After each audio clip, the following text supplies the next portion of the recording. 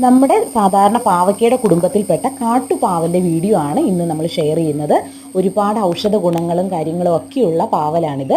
അപ്പോൾ കാട്ടുപാവൽ എന്ന് പറയുന്നതുകൊണ്ട് തന്നെ സാധാരണയായിട്ട് അതായത് ചുമ്മാ അങ്ങനെ പറമ്പുകളിലും കാര്യങ്ങളിലും ഒക്കെ ഇങ്ങനെ ഉണ്ടാകുന്ന ഒരു ചെടിയാണിത്.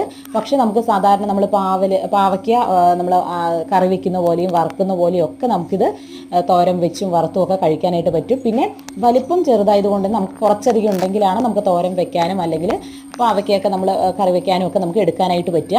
അപ്പോൾ അതിന് ചെയ്യേണ്ട ഇത്രയേ ഉള്ളൂ. നമ്മളതിന് വളർന്ന് നന്നായിട്ട് പന്തലിക്കാൻ ആവശ്യമായിട്ടുള്ള ചെറിയ പന്തലുകൾ ഇട്ട് കൊടുക്കുക. അതായത് ഇതുപോലൊരു നെറ്റൊക്കെ നമ്മൾ കെട്ടിക്കൊടുക്കുകയാണെന്നുണ്ടെങ്കിൽ പാവൽ നന്നായിട്ട് തന്നെ പടർന്ന് ഇഷ്ടം പോലെ പൂക്കളും അതുപോലെ തന്നെ കായ്കളും ഒക്കെ ഉണ്ടാവും.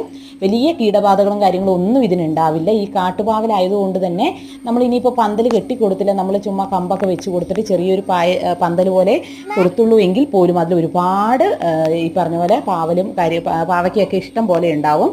അപ്പം നമ്മൾ വേറെ ചെടികളൊക്കെ ഉണ്ടെങ്കിൽ അല്ലെങ്കിൽ മരങ്ങളൊക്കെ ഉണ്ടെങ്കിൽ അതിലാണെങ്കിലും ഇത് കയറ്റി കൊടുത്താൽ മതി. എന്നാലും നമ്മൾ ഈ പറഞ്ഞ പോലെ പന്തലൊക്കെ കൊടുക്കുകയാണെന്നുണ്ടെങ്കിൽ നമ്മൾ കൃത്യമായിട്ടൊന്ന് ഇതിന് പന്തലൊക്കെ ഇട്ട് കൊടുത്ത് നല്ല വളമൊക്കെ ഇട്ട് കൊടുക്കുകയാണെങ്കിൽ നന്നായിട്ട് തന്നെ ഉണ്ടാവും.